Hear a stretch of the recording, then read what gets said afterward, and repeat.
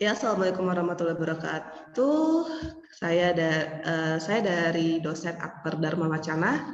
Perkenalkan, nama saya Astrid Tripakarti, Eskapnas MKep. Di sini saya akan mempresentasikan soal ujian UKOM terkait KMB. Ini mungkin langsung saja ya saya paparkan bagaimana sih kasusnya. Nah, ini ada kasus. Bisa kita baca dan kita simak ya. Ada seorang laki-laki berusia 55 tahun datang ke rumah sakit dengan keluhan utama dia ini batuk berdahak dan sulit untuk dahaknya itu dikeluarkan selama 4 minggu. Saat dilakukan anamnese atau pengkajian, itu pasien mengatakan keluhan lainnya yaitu dia sering merasakan mudah lelah dan nafsu makannya juga menurun. Seperti itu ya. Di mana data pengkajian fisik ini dadanya itu tampak berbentuk pipih, RR kurang lebih 17 kali per menit, kemudian nadi 90 kali per menit dengan tekanan darah 120 per 80 mmHg dan suhu 37 derajat Celcius. Serta ketika kita melakukan auskultasi pada torak, itu terdengar suara ronki, di mana juga hasil dari IMT itu 18 atau underweight. Nah, untuk pertanyaan pada soal ini adalah apakah diagnosa keperawatan secara prioritas pada kasus tersebut? Nah, ini ada pilihan nih.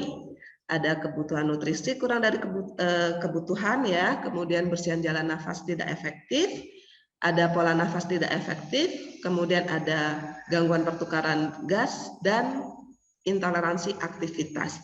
Kira-kira dari soal ini mana sih yang paling tepat? Kemungkinan ini paling benar semua ya, tapi yang paling tepat ini pilihan jawaban yang mana? Ayo, ada yang tahu? Ada yang tahu tidak? Yuk kita hitung ya. 1, 2, 3. Ada yang tahu? Pasti pinter-pinter dong. Ya, yuk. Ayo, oke. Pinter dong. Ya, benar. Ini ya jawabannya. Ada bersihan jalan nafas tidak efektif. Mengapa sih kok bisa yang B? Kenapa? Kira-kira apa? Ayo, ada yang tahu? Alasannya apa coba? Ayo, yuk. Alasannya apa sih? Yuk. Nah, ini ada ya bersihan jalan nafas tidak efektif. Ya mungkin bisa kita lihat ya, bisa kita lihat di data atau data fokusnya ya. Ada di mana? Ada di keluhan utama pada pasien ya. Pasien mengatakan batuk, berdahak, kemudian juga dia sulit mengeluarkan dahaknya selama 4 minggu.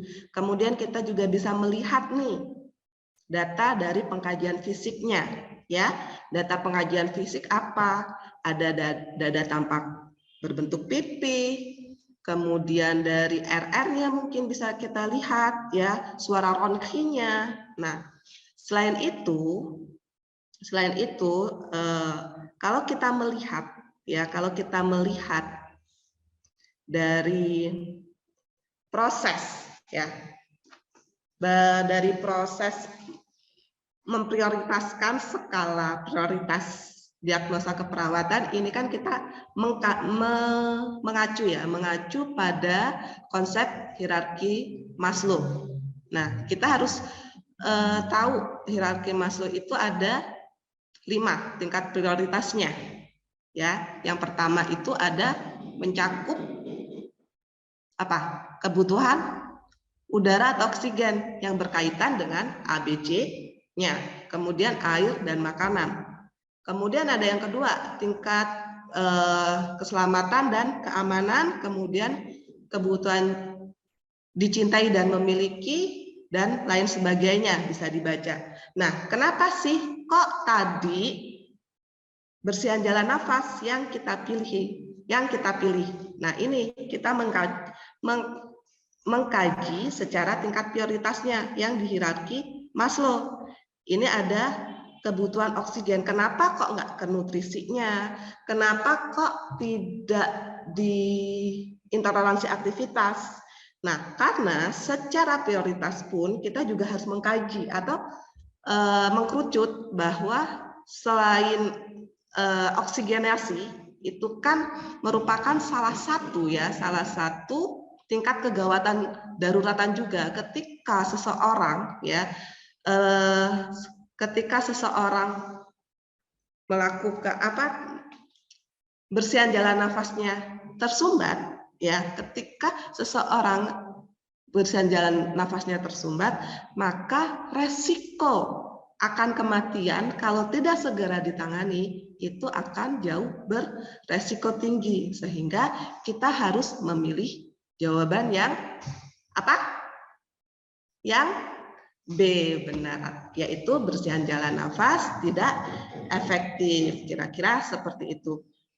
Nah, ini ya untuk definisinya adalah untuk bersihan jalan nafas tidak efektif adalah ketidakmampuan membersihkan sputum atau obstruksi napas, mempertahankan jalan nafas tetap paten. Dengan tadi ya, ada data fokusnya, pasien mengatakan batuk, berdahak, dan sulit mengeluarkan dahaknya selama 4 minggu, dada tampak berbentuk pipi, terdengar suara ronki, dan segala macamnya yang berkaitan dengan bersihan jalan nafas.